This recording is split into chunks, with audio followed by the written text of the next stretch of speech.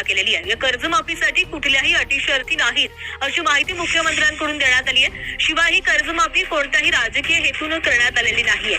40 लाखांहून शेतकऱ्यांना विनाअट फायदा होणार असल्याचंही मुख्यमंत्र्यांनी सांगितलं। शेतकऱ्यांनी फेडले नियमित कर्ज, आता 50,000चा लाभ मिळणार।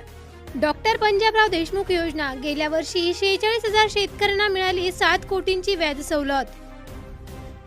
दरवर्षी घेतलेले पीक कर्ज वेळेत भरणाऱ्या शेतकऱ्यांची राज्य शासनाकडून डॉक्टर पंजाबराव देशमुख व्याज सवलत योजनेअंतर्गत 3% सूट दिली जाणार आहे।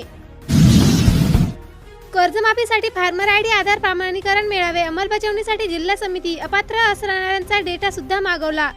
पुण्यश्लोक अहिल्यादेवी होळकर शेतकरी कर्जमुक्ती योजनेअंतर्गत राज्य शासनाने 2 जून रोजी निर्णय घेतला। प्रसिद्ध नेमबाज जसपाल राणा यांचे मनू भाकरची कारकीर्द घडविण्यात मोठा वाटा।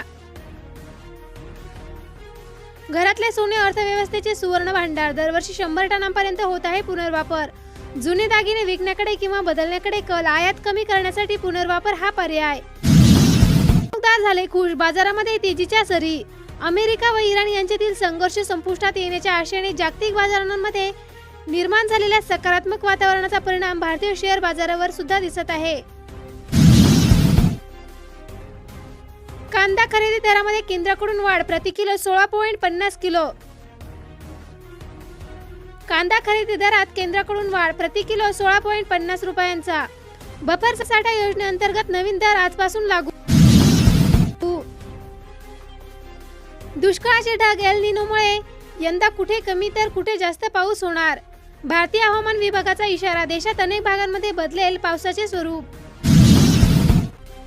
पहिल्या MIDC साठी होता 4,900 रुपये प्रति एकर मोबदला। गाय गोठ्यासाठी 2.25 लाखांचे अनुदान तर निधी अभावी लाभार्थी हैराण, कागदपत्रांची पूर्तता करून सुद्धा निधी मिळत नाही। योजनेच्या दिरंगाईमुळे लाभार्थी शेतकरी अडचणीत।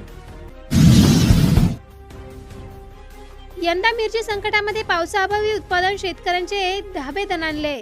भोकरदन तालुक्यात मिरची पीक जगविण्यासाठी शेतकऱ्यांची धावपळ तर अनेकांकडून टँकरला पसंती। बळीराजा शेती कामात व्यस्त, अनवा परिसरामध्ये पेरणीपूर्व मशागतीच्या कामांना आला आहे वेग। जिल्ह्यातील 66,000 लाडक्या बहिणी आता कायमच्या अपात्र। KYC व विविध विभागांच्या पडताळणीनंतर लाभार्थी यादीमध्ये मोठी कपात। मान्सून काळामध्ये नागरिकांना सतर्कतेचा इशारा, दामिनीचा वापर करण्याचे आवाहन। मान्सून कालावधीमध्ये सोसाट्याचा वाऱ्यासह विजांचा कडकडाट आणि मुसळधार पावसाची शक्यता लक्षात घेता जिल्हा प्रशासनाने नागरिक, शेतकरी व शेतमजुरांना